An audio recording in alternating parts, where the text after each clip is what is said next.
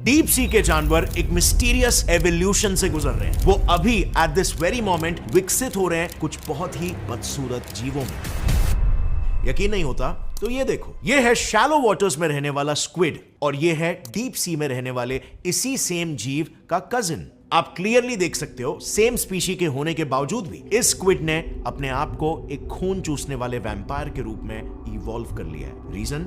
Well, deep sea में जो खुद को जिंदा रखना था। तो क्या वाकई में डीप सी में सरवाइव करने के लिए सी क्रीचर्स को डरावना रूप ही लेना पड़ता है? Well, kind of. और क्यों और कैसे ये मैं आगे आपको डिटेल में एक्सप्लेन करूंगा। बट यू नो व्हाट, सभी फिशेस एग्जैक्टली सिर्फ डरावने ही नहीं होते। कुछ स्पीशीज वियर्ड, अजीबोगरीब भी होते हैं डीप सी में। जैसे ये सरकास्टिक फ्रिंज हेड। भले ही ये साइज में 2 लीटर की बोतल जितना छोटा दिखता हो, लेकिन जैसे ये मुंह खोलता है तो इतना बड़ा दिखने लगता है कि किसी इंसान के सर को ही निगल ले। और इन सबसे अलग, सबसे निराला, इसे देखकर ऐसा लगता है जैसे किसी ने एक आंख वाले पपेट में से उसके आईबॉल को ही नोच कर निगल दिया हो। सो क्या स्कैरीनेस के साथ साथ ये वियर्डनेस भी डीप सी क्रीचर्स की एक सर्वाइवल स्ट्रैटेजी है? क्योंकि अगर आप सोच रहे हो कि ये सिर्फ हार्श एनवायरनमेंट की वजह से हो रहा है, तो let me tell you, land animals भी हार्श एनवायरनमेंट्स में रहते हैं। जैसे फॉर एग्जांपल कॉकरोच, ये हमारे घर में भी रहता है, रेगिस्तान में भी और अमेज़न के रेन फॉरेस्ट में भी। अरे ये सब छोड़ो, वोल्केनोस के क्रेटर्स में भी ये मिले।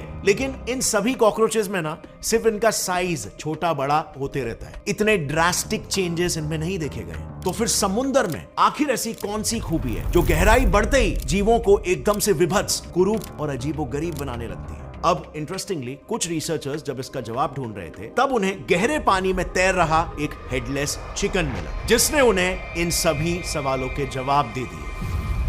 दरअसल 2018 की ये बात है। ऑस्ट्रेलियन रिसर्चर्स का एक ग्रुप एंटार्क्टिक डीप सी में अंडर वाटर कैमरा के जरिए फिशिंग स्पॉट्स को खोज रहा था। तभी उनमें से एक रिसर्चर को पानी में एक सरकटा मुर्गा तैरता हुआ नजर आया। अब एंटार्क्टिक सी के बीचों बीच एक मुर्गे का मिलना अपने आप में ही एक काफी वियर्ड बात थी। ऊपर से इस मुर्गे का तो सर भी नहीं था और इसीलिए हड़बड़ाकर उस रिसर्चर ने इस मुर्गे के बारे में अपने लीडर डर्क वेल्सफोर्ड को बताया। पहले तो डर्क को इस पर यकीन नहीं हुआ, लेकिन जब उन्होंने खुद अपनी आंखों से इसे देखा तो ही वॉज ऑल्सो अमेज्ड। क्योंकि एक तो वो सच में किसी क्रिसमस टर्की जैसा लग रहा था और दूसरी बात, उसके बॉडी में सिर्फ एक ही ओपनिंग थी जिसके जरिए वो सांसें भी ले रहा था, खाना भी खा रहा था और वहीं से ही अपना पचाया हुआ खाना बाहर भी निकल रहा था। Can you believe that? But इससे भी ज्यादा वियर्ड बात यह थी कि उसके इसी 2-वे ओपनिंग को साफ रखने के लिए उसने अपने इस ओपनिंग में छोटे छोटे फिशेस भी पाल रखे थे जो बचे खुचे खाने को चट कर रहे थे। अब ऑब्वियसली ये सब देखकर डर्क और उनकी टीम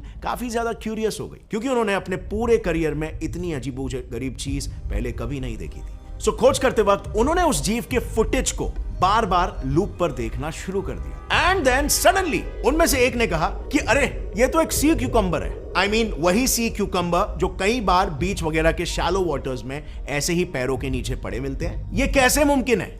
क्योंकि आप देख सकते हो कि एक सी क्यूकम्बर और इस नए मिले जीव में जमीन आसमान का फर्क है। सो आखिर इस कंक्लूजन पर वो रिसर्चर्स पहुंचे कैसे? अब इस पर उन रिसर्चर्स का यह कहना था कि समुद्र में ऐसी सिंगल ओपनिंग और जेलेटिन जैसी सॉफ्ट स्किन वाली प्रजाति सिर्फ एक ही है और वो है सी क्यूकम्बर, और इसी वजह से उन्हें उसे पहचानने में कोई दिक्कत नहीं आई। बट क्या वाकई में, I mean, अभी भी यह सवाल लिंगरिंग है कि सेम स्पीशीज के होने के बावजूद भी इन दोनों जीवों में इतना जमीन आसमान का डिफरेंस कैसे आ सकता है? सो इसी दिशा में, इसी प्रश्न के साथ जब डर्क ने जांच पड़ताल शुरू की, तब उन्हें यह पता चला कि यह सी क्यूकम्बर समुद्र में माउंट एवरेस्ट जितनी गहराई में रहता था, जहां पर खाना इतने आसानी से नहीं मिलता, और इसीलिए इसने नॉर्मल सी क्यूकम्बर्स के विपरीत विंग्स जैसे फ्लैप्स को इवॉल्व किया, सो दैट वो ज्यादा दूर तक तैरकर खाना ढूंढ सके, एंड हेंस वो शैलो वाटर सी क्यूकम्बर से अलग दिखता है। अब इस पर्टिकुलर केस की सच्चाई जानने के बाद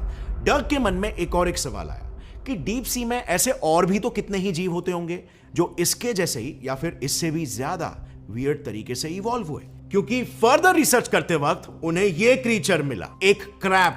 यस, एक ऐसा क्रैब जिसका सिर्फ एक पैर फोटो में दिख रहे इंसान के चेस्ट से शुरू होकर उसके लेग्स पर आकर खत्म होता है। अब इस क्रैब को देखकर किसी भी इंसान की तरह डर्क को लगा कि यह तो अब तक का सबसे बड़ा क्रैब होगा। But boy, he was wrong over there.